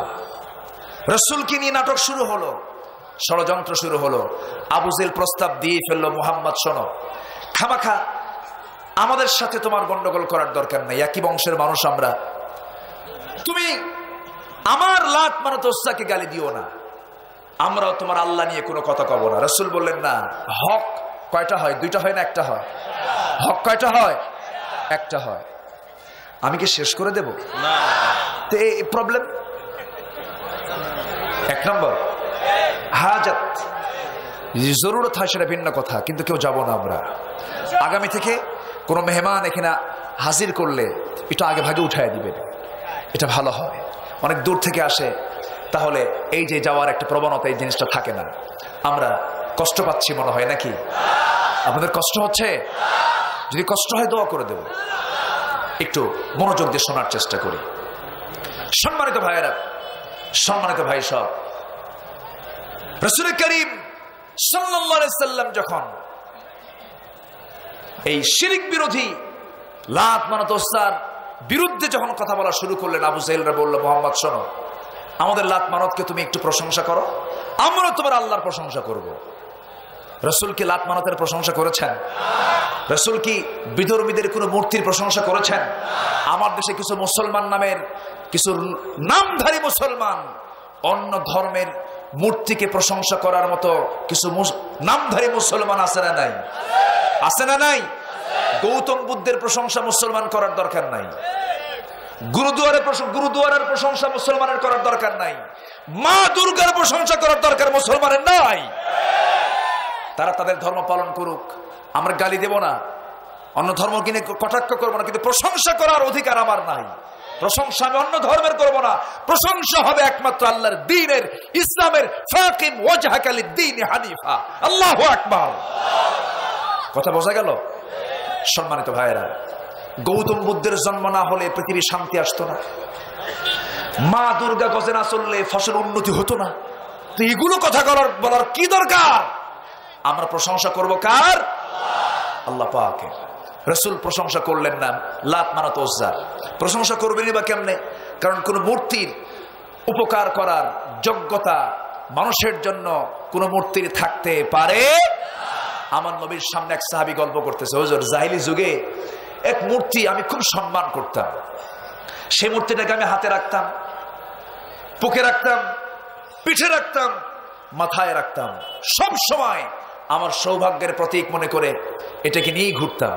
হঠাৎ করে একদিন দেখলাম আমার প্রকৃতির চাপ আসলো, প্রাকৃতিক কাজ সারার জন্য আমি সেই মূর্তিটাকে উঁচু একটা মাটির উপরে উঁচু স্থানে রেখে আমি চলে গেলাম হাজত সারার জন্য। কিছুক্ষণ পরে এসে দেখি আমার সেই অত্যন্ত শ্রদ্ধার সেই মূর্তিটার গোটা শরীর জুড়ে পানি দিয়ে ভেজা। ভাবলাম বুঝে এটা রহমতের কোনো পানি হতে পারে। আমি এটা ভেবে আমি একদম বিশাল আশা নিয়া ভাবলাম এটা রহমতের পানি, লাগায় দিলাম জিব্বা, চাটতে লাগলাম। এক চাটন মারতে নিয়েই দেখি আমতা আমতা গন্ধ, কেমন যেন একটা গন্ধ আমার নাকে এসলো। আমি চাটা বন্ধ করে সামনে হাঁটতে হাঁটতে দেখি কুকুর তার লেজ গুটায় গুটায় চলে যাচ্ছে। ভাবলাম এটাই এই কাম করছে। কি কথা কি বোঝা গেল? আমার রাগ এমন হলো, আমি চোখ বন্ধ কইরা যত শক্তি হাতে ছিল এক আছাড়ে সমান করে ফেললাম, ভেঙ্গে চুরমার করে ফেললাম। রাসূল মুস্কি মুস্কি হাসলেন, সাহাবা কেরাম কাহ কাহ করে একটু বড় আওয়াজ দিয়ে তারা একটু হাসলেন। সম্মানিত ভাইয়েরা, যে মূর্তি মানুষ বানায় সেই মূর্তির ক্ষমতা কি আছে? আসতে কবেন না আছে? ইব্রাহিম আলাইহিস সালাতু ওয়াস সালাম তার বাপকে বলেন, বাবা তুমি যে মূর্তির পূজা করো সেই মূর্তি তুমি নিজেই বানাও, নিজেই আবার তার পূজা করো, এটা কেমন কথা? বাপকে বোঝায় কিন্তু বাপ বোঝে না, বাপ বোঝে না কিন্তু সন্তান ঠিকই বোঝে। আজকের সমাজে কিছু কিছু বাপ বোঝে না, সন্তান বোঝে, আছে না নাই? আজকের সমাজে কিছু কিছু বাপ বোঝে, সন্তান বোঝে না, আছে না নাই? আচ্ছা, নবীদের জীবন আল্লাহ পাক এমন দৃষ্টান্ত দিয়েছেন, বাপ বুঝলো না, সন্তান বুঝে ফেললো। বাপ বানায় মূর্তি, বেটা বানায় বেটা তা ভাঙ্গে। বাপ বানায় ঝুড়ি পুরা করেছে, সে মূর্তিগুলো বিক্রি করবে বাজারে গিয়া। বলতেছে বাজান আমি বুড়া মানুষ, তুই মূর্তিগুলো মাথায় করে নিয়ে ঝুড়িটা নিয়ে বাজারে আয়। বেটা এখন মনে মনে ভাবতেছে, ইব্রাহিম মনে মনে ভাবতেছেন যে আব্বা তুমি যাও, দেখি মূর্তির আজকে কিরকম শক্তি আছে। চলে গেছে বাপ বাজারে একা, বিশাল ওজনওয়ালা ঝুড়ি নিয়ে আসতেছেন ইব্রাহিম আলাইহিস সালাম। নিয়ে আসবেন তার আগে করলেন কি, সব মূর্তির মাথা মটকায় দিলেন। কি করলেন? মটকায় দিলেন, ভেঙ্গে ফেললেন, মাথা নাই, সব মূর্তির মাথা নাই। মাথায় করে ঝুড়িটা নিয়ে এসে বাবার সামনে আস্তে করে রেখে দিলেন। দেখেন যে একটা মূর্তির মাথা নাই। এখন চোখ এরকম বড় করে বলতেছে বাজান কি কাম করছো তুমি, সব মূর্তির মাথা শেষ, কাব্বার কইও না। আমি যখন এই মূর্তির ঝুড়িটা মাথার উপরে নিলাম, দেখি যে ওদের মধ্যে গৃহযুদ্ধ শুরু হয়ে গেছে। কি কথা কি বুঝতেছেন? কি যুদ্ধ? গৃহযুদ্ধ শুরু হয়েছে। ওরা মারামারি শুরু করছে, মারামারির ঠেলায় সবার মাথা শেষ। এখন বাপ মনে মনে কয় যে আমি যদি কই ওদের গৃহযুদ্ধ করার মতো ক্ষমতা নাই, তখন তো আমার ছেলে বলবে যাদের নিজের অস্তিত্ব টিকে রাখার ক্ষমতা নাই তার পূজা কেন করো তুমি। বাপ এখন চুপে চুপে কয় বেটা তুই তো ভালোই একটা গ্রামার খাটালি। কি কথা কি বুঝতেছেন আপনারা? অতএব পৃথিবীর কোন কারো কাছে বান্দা মস্তক অবনত করবে না, অবনত করবে কার কাছে? আল্লাহর কাছে। কোন মূর্তির কাছে নাই, কোন ব্যক্তির কাছে নাই, কোন আইনের কাছে নয়। কার আইনের কাছে? আল্লাহর আইনের কাছে। এই কথা যখনই বলে ফেললেন, আবু জেহেলদের ভালো লাগে নাই। রাসূলকে বয়কট করা হলো, সাহাবায়ে কেরামকে ধরা হলো, মুরগির রানের মতো 2 টুকরা করে দুনিয়া থেকে বিদায় করা হলো। কিন্তু কেউ কি তাওহীদের পথ ছেড়েছেন? কেউ কি তাওহীদের পথ ছেড়েছেন? ছাড়েন নাই। কিন্তু বিনিময়ে কি হলো? বিনিময়ে খেজুর বাগান চলে গেল, বসত বিটা চলে গেল, হিজরত করতে হলো, বাড়িঘর ছাড়তে হলো, সাহাবায়ে কেরামকে বউ পর্যন্ত ছেড়ে দিতে হলো, সন্তানগুলোকে বর্জন করতে হলো। সবকিছু ছেড়ে দিয়া শেষ পর্যন্ত কেউ টিকতে পারলেন না। মক্কার মানুষগুলো চলে গেলেন কোথায়? আসতে কবেন না, কোথায় চলে গেলেন? তারা কি পর্যটন, তারা কি বেড়ানোর জন্য গিয়েছিলেন নাকি? বেড়ানোর জন্য যান নাই। কেন গেলেন? কি জন্য গেলেন? শুধুমাত্র ফাকিম ওয়াজহাকা লিদ্দীন হানিফা, শুধু চেহারাটা আল্লাহমুখী তারা করে নিয়েছেন, সকল কিছুকে তারা বর্জন করেছেন। মক্কার মাটিতে রাসূলকে মারা হয়েছে, অত্যাচার করা হয়েছে, মক্কার মাটিতে সাহাবায়ে কেরামকে মারা হয়েছে, জুলুম করা হয়েছে। হযরতে আবু বকরের মতো একজন মানুষকেও ছাড় দেওয়া হয় না। নরম প্রকৃতির একজন মানুষ, কাবা শরীফের সামনে তিনি দাঁড়িয়ে আল্লাহর কালাম তেলাওয়াত করছেন। উতবা সাইবা মুগিরা এসে হযরত আবু বকরকে ধরে ফেলে থাপ্পড় মেরে জমিনে ফেলে দিয়া তার নাকের উপরে খনম জুতা দিয়ে একটা জাতা মেরে দিল। নাকটা ভোতা হয়ে গেল, রক্তগুলো গড়ে গড়ে পড়লো। সেখান থেকে আস্তে করে কোনো মতে প্রাণে বেঁচে সেখান থেকে একটা দৌড় মারলেন নবীর বাড়ির দিকে। রাসূলকে গিয়ে দেখেন রাসূল রক্তাক্ত অবস্থায় পড়ে আছেন। 2 বন্ধু, একজন সাহাবী আবু বকর সিদ্দিক রাদিয়াল্লাহু তাআলা আনহু, বিশ্বনবী, 2 জন বন্ধু মিলে বলছেন বন্ধু প্রচন্ড তো তৃষ্ণার্ত হয়েছে, আমরা খাবার নাই পেটে, তৃষ্ণার জ্বালায় আমরা ছটফট করছে, চলো আমরা কিছু খাবারের ব্যবস্থা করি, চলো আমরা মক্কার বাইরে চলে যাই। মক্কার বাইরে চলে গেলেন। আউটসাইডে গিয়া একটা ছাগলের পাল পেলেন, রাখালকে ডাক দিলেন, রাখাল একটা ছাগি দেবে নাকি, যে ছাগিটাকে আমি দহন করব, দুধ দহন করে আমরা আমাদের তৃষ্ণা নিবারণ করব। রাখাল বলছেন না, কোন ছাগি দিতে পারবো না, ছাগির মালিক তো আমি নই। রাসূল বললেন তুমি আমাকে এমন একটা ছাগি দেবে যে ছাগিটার ওলান হয় নাই, যে ছাগিটা অপ্রাপ্ত বয়স্ক, ছোট্ট একটা ছাগি দিলেই চলবে। ছোট্ট একটা ছাগি আমার নবীর সামনে যখন হাজির করা হলো, আমার নবীজি তার বরকতি হাতটা যখন ছাগির ওলানের দিকে যখন আস্তে করে রেখে দিলেন, ওলানটা দুধে ভরপুর হয়ে গেল। এটা জাদু নাকি? এটা চোখের ভেলকি নাকি? এই মুজিজা কে দিয়েছেন? এটা কার ক্ষমতা? নবীর হাতের ক্ষমতা না আল্লাহর ক্ষমতা? আল্লাহর ক্ষমতা। আমার নবীজি 2 হাত রাখলেন, দুধটা ওলানটা দুধে পরিপূর্ণ হয়ে গেল। আমার রাসূল সুন্দর করে দহন করলেন, পাত্র ভরে গেল। পাত্র ভরে যাওয়ার পর রাসূল পাত্রটা হাতের মধ্যে নিয়ে বললেন, আবু বকর তোমার শরীর থেকে প্রচুর রক্তক্ষরণ হয়েছে, পানি শূন্যতায় ভুগছো, রক্ত শূন্যতায় ভুগছো, দুধ পান করো, তৃপ্তি ভরে পান করো। হযরত আবু বকর পান করলেন, পান করতে করতে পেট শক্ত হয়ে গেল, এত তৃপ্তি ভরে পান করলেন, কিন্তু বিন্দু পরিমাণ সেই পাত্রের দুধ একটু ফুললো না। রাসূল বলেন, আবু বকর তুমি কি আর পান করতে চাও নাকি?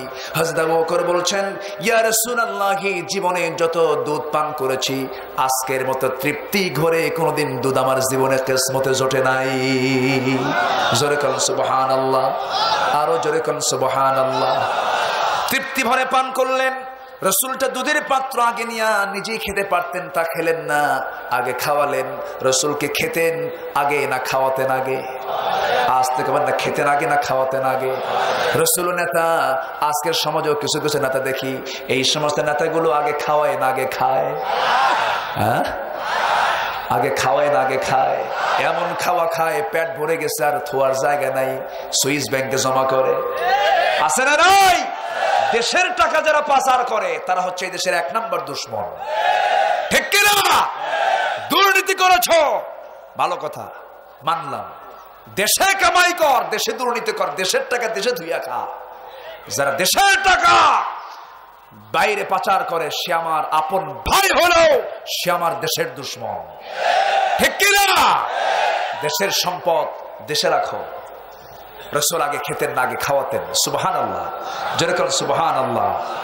পরের জন্য করলে কিছু নিজের জন্য করা হয়, আল্লাহ তাআলার তরফ থেকে যায় পাওয়া তার বিনিময়। পরের জন্য করলে কিছু নিজের জন্য করা হয়, আল্লাহ তাআলার তরফ থেকে যায় পাওয়া তার বিনিময়। আগে নিজের জন্য না পরের জন্য? আগে ছিল তোমার, আগে ছিল তোমার জন্য আন্দোলন, এখন হচ্ছে আমার জন্য আন্দোলন। সব আমার, সব আমার না, সব তোমার। সব মালিকানা কার? আজ থেকে সব মালিকানা কার? রাসূল আবু বকরকে আগে খাওয়ালেন। শুধু আবু বকরকে না, নিজের বউকে আগে খাওয়াইছেন। যেরকম সুবহানাল্লাহ। এই দেশে কি আছে জানি না, যদি বড় কোনো মাছ বাড়িতে আসে, বড় মাছের সেই কাল্লাটা বউ খায় না স্বামী খায়? হ্যাঁ, কেউ কিছু কয় না। কে বউ খায় না স্বামী খায়? স্বামী খায়। আচ্ছা, স্বামী না হয় 1 দিন খাইলো, 2 দিন খাইলো, 5 দিন খাইলো, 7 দিনে তো 7 বারেতে 1 বার খাওয়ানো দরকার, কিন্তু বউ খাই না, বউ পাই না। এরকমও কিছু পরিবার আছে না নাই? বড় অংশটা স্বামীর জন্য বরাদ্দ করে না, রাসূল তা করেননি। হযরত আয়েশা বলেন, আমি হাড়ওয়ালা গোশত যখন আমি খেতাম, গোশতগুলো চাবায়া চাবায় আমি খেয়ে নিতাম, কামড়ায় খেয়ে নিতাম। হাড়গুলো আমি যখন পাশে রেখে দিতাম, আমার নবীজি সেই হাড়গুলো আমার সামনে নিয়ে চষে চষে সেই হাড় থেকে রসগুলো তিনি খেয়ে নিতেন। আগে আয়েশা খেতেন, এরপর রাসূল খেতেন। এটা যদি হয় বিশ্বনবীর ঘরের চরিত্র, বাইরের চরিত্র আরো কেমন হতে পারে? আমার বন্ধুগণ, মা বোনরা কি মাহফিল আসছে নাকি? মায়েরা তো খুব খুশি, হুজুর ভালো করে কন, আমাদের কাল্লা দেই না, হয়তো বলতে পারে। মা যারা আসছেন, মার পক্ষে ইসলাম বেশি কথা বলেছে, আল্লাহু আকবার বলেন। কিন্তু আজকে মাদের আচরণটা ইসলামের পক্ষে বেশি না বিপক্ষে বেশি? বিপক্ষে বেশি। রাসূল মার জন্য বেশি কথা বলেছেন। রাসূল বলেছেন, আমার কাছে 3টা জিনিস প্রিয়। কয়টা? এর মধ্যে অন্যতম হচ্ছে মা আমার কাছে খুব প্রিয়। যেরকম সুবহানাল্লাহ। বলেননি বাবার কথা, বলেছেন মা আমার কাছে খুব প্রিয়। সে মেয়ের আজকে ইসলাম থেকে অনেক দূরে, ইসলামকে মানতে চায় না। আধুনিকতার ছোঁয়া নিয়ে, আধুনিকতার ধোঁয়া তোলে আজকে মেয়েরা পুরুষের মতো পোশাক পরে বাইরে বের হয়। পোশাকের কোনো সাইজ বাইজ আছে? পোশাকের কোনো সাইজ বাইজ নাই। চালচলন বেশ, পোশাক আশাক বিজাতীয় হয়ে গেছে আজকে মুসলিম পরিবারের মেয়েদের। এগুলো বন্ধ করার জন্য আমাদের সচেতন হওয়ার দরকার আছে না নাই? আসতে কবেন না, আছে না নাই? আচ্ছা, মাদের ব্যাপারে একটু পরে আসতেছে। আমি শুনেছি আজকে মাদের উপস্থিতি, বন্ধের উপস্থিতি পুরুষের চাইতে কোনো অংশ কম না। অনেক মা বোন আসছেন, বলি আলহামদুলিল্লাহ। আল্লাহ তুমি মাদেরকে কবুল করো। জোরে বলি আমিন, আরো জোরে আমিন। আচ্ছা, মা বড় না আব্বা বড়? ভালো কন, ভালো করে কন। মা বড় না বাপ বড়? হ্যাঁ, বাপ ছোট। আমরা এতই ছোট হয়ে গেলাম। ভালো করে কোন, আব্বা বড় না আম্মা বড়? মা বড় না বাপ বড়? হ্যাঁ, মা বড়। সমান, এটা উত্তর, সঠিক উত্তর। যেরকম আলহামদুলিল্লাহ। দুই চোখের মধ্যে কোন চোখ দামি? ডান চোখ না বাম চোখ? বলেন, ডান চোখ না বাম চোখ? সমান সমান দুই চোখ। বাপও আমার কাছে বড়, মাও আমার কাছে বড়, দুটাই নক্ষত্র আমার চোখে। আলহামদুলিল্লাহ বলেন। মা এবং বাপকে সম্মানের চোখে দেখতে হবে। তবে সম্মানের দিক থেকে, মর্যাদার দিক থেকে কিন্তু বাবা বড়। আলহামদুলিল্লাহ বলেন। কেন আমি বললাম? আমার বাবা মসজিদে গেছেন, নামাজ পান নাই, নামাজ জামাত না পেয়ে তিনি বাড়িতে আসলেন। বাড়িতে আসার পরে তিনি নামাজে দাঁড়াইছেন জামাতে। মুসল্লি একজন হবেন, ইমাম একজন হবেন। স্বামী স্ত্রীর মধ্যে ইমাম কে হবে? স্ত্রী না স্বামী? মা না বাবা? তাহলে ইমামতির যোগ্যতা আল্লাহ পাক কাকে দিয়েছেন? বউকে দিয়েছেন না স্বামীকে দিয়েছেন? এই মর্যাদা কে দিয়েছেন? আল্লাহ দিয়েছেন। আমাদেরকে একদম মাইনাস করেন না, আমাদের দাম তো কিছু আছে, দাম আছে না? নাই আছে, একদম মাইনাস করা যাবে না। আচ্ছা, এখন আরেকটা প্রশ্ন করি, বউ বড় না মা বড়? অনেকে বউ কইছে মনে হয়, মানে যারা চুপ থাকে সম্মতির লক্ষণ। বউ বড় না মা বড়? যাক, খুব খুশি হইলাম। আবার বলেন, বউ বড় না মা বড়? কিন্তু আজকে অনেকের চোখে কে বড়? বউ বড়। বউকে সন্তুষ্ট করতে যায় মাকে চোখ রাঙিয়ে কথা বলে। আছে না নাই? অনেক মা বলতেছে, হুজুর ভালো করে বাঁশ দেন, ভালো করে কোন। আছে এমন দুঃখ অনেক মায়ের আছে, অনেক মায়ের এমন দুঃখ আছে। নতুন বউ পাইয়া একদম হুঁশ থাকে না, ডাকগুলো দেয় কি?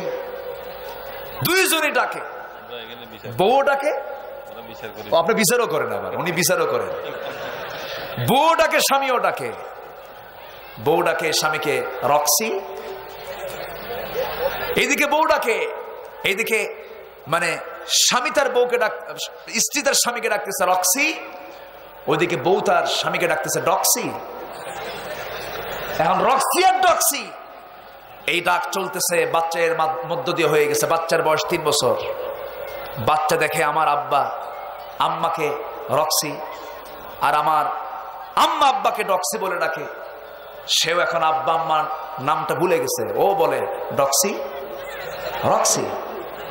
বাপ মা পড়ে গেছে মুসিবতে, আল্লাহ সন্তানও দেখতেছে আমাদের নাম ধরে ডাকে।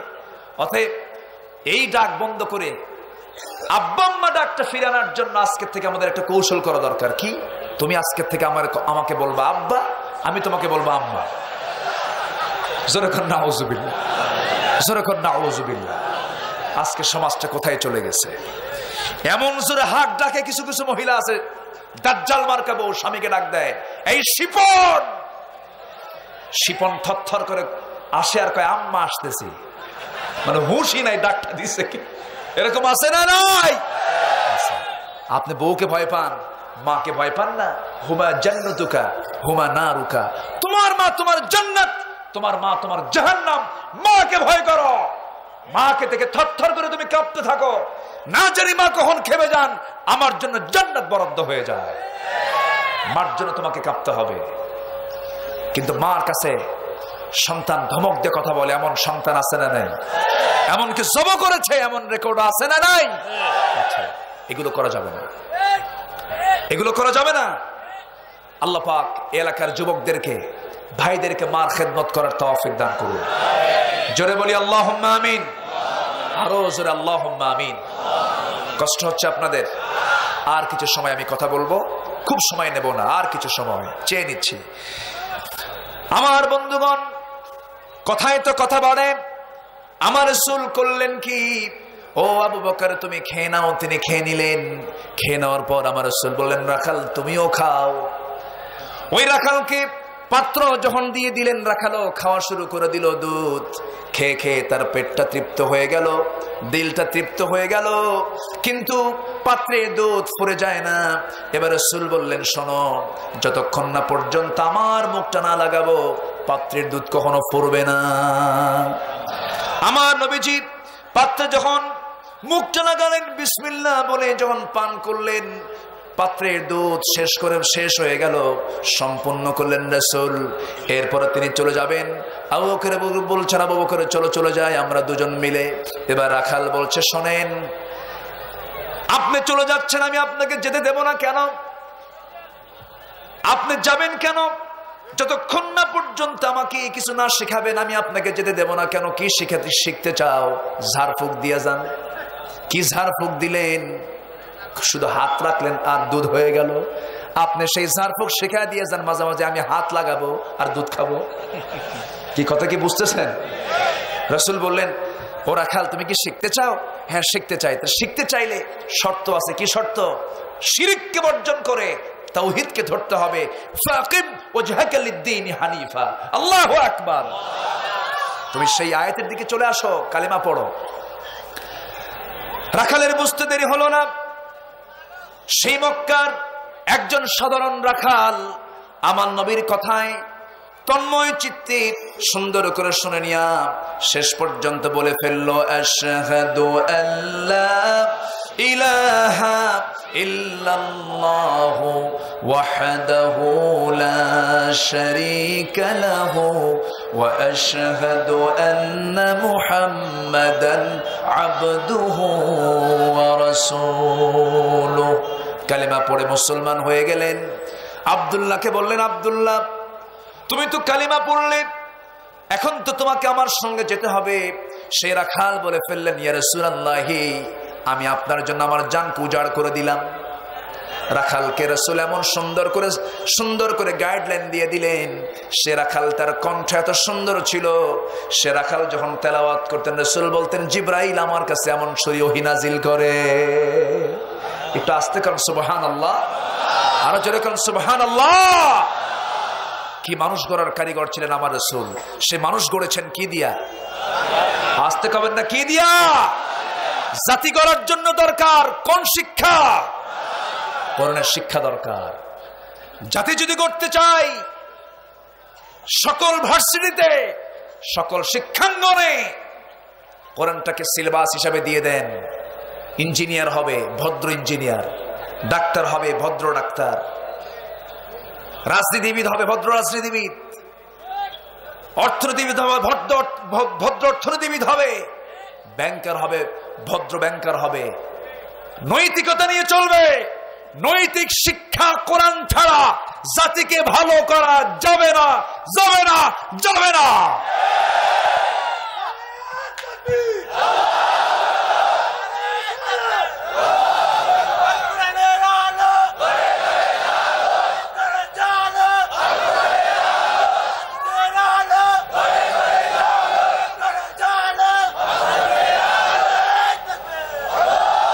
আল্লাহ সবার হাতকে কবুল করুন। জোরে বলি আমিন।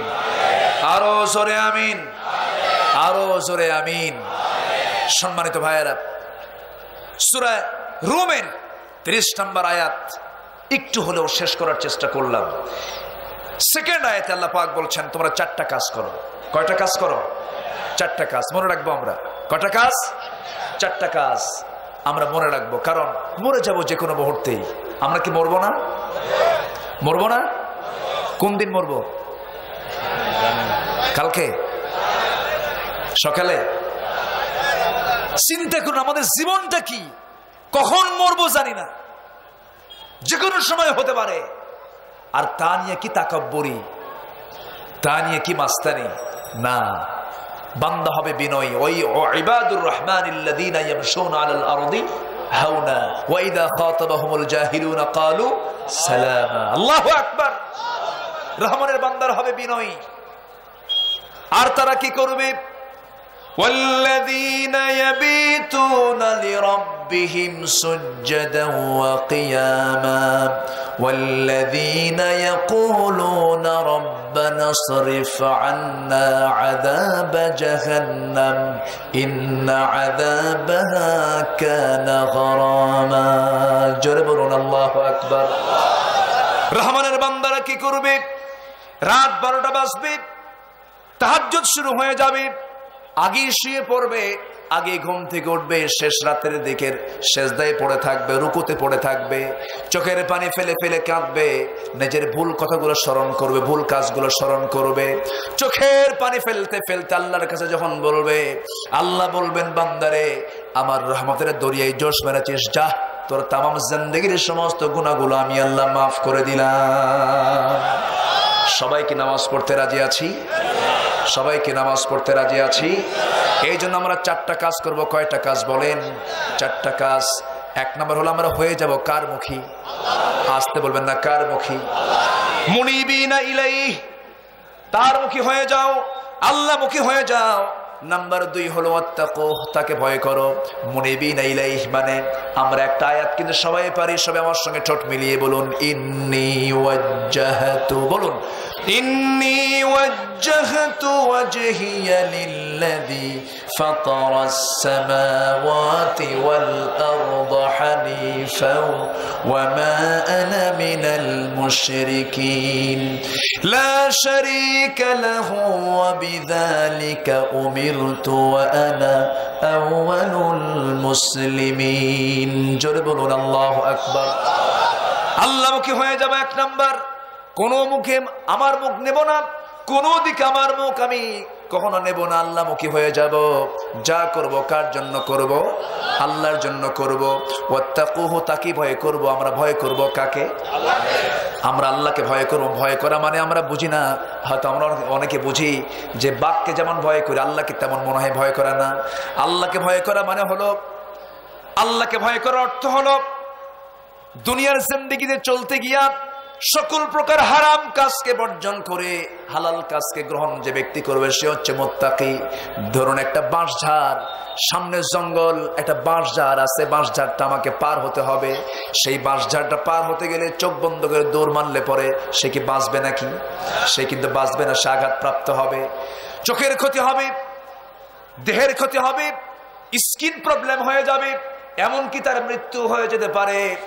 তেমনি একটা বান্দা বাঁশঝাড় পার হতে নিয়ে যেমন তাকে আস্তে আস্তে দেখে শুনে সেই কঞ্চিগুলো, সেই বাঁশের ডালগুলোকে সরায় সরায় দিয়া দিয়ে দেখে দেখে যেমন তাকে সেই জঙ্গলটা পার হতে হয়, এই দুনিয়ার জাগতিক জীবনে চলতে গিয়া যখন কোনো বান্দা চলতে যায় হারাম কাজগুলোকে এক সাইড করে ফেলে, হালাল কাজগুলোকে গ্রহণ করে যে বান্দা নিজের জীবনটাকে সুন্দর করে ঢেলে সাজায়, সেটাই হচ্ছে মুত্তাকি। জোরে কান সুবহানাল্লাহ।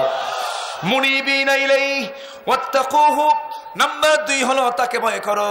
ওয়াকিমুস সালাতা, নামাজ কায়েম করো। কি কায়েম করো? নামাজ কায়েম করো।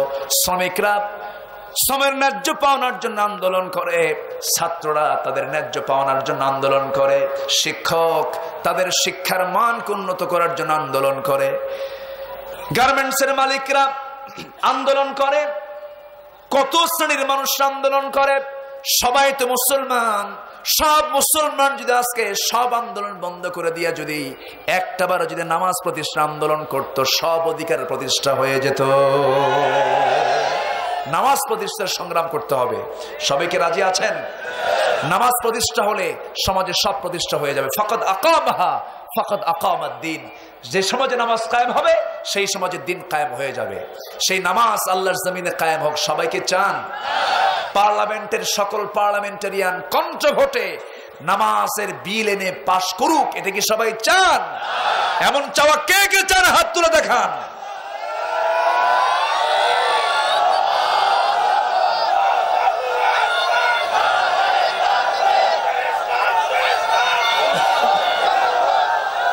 লিল্লাহে তাকবীর। আল কোরআনের আলো, আল হাদিসের আলো। কোরআন আছে যেখানে, হাদিস আছে যেখানে, কোরআন নাই যেখানে,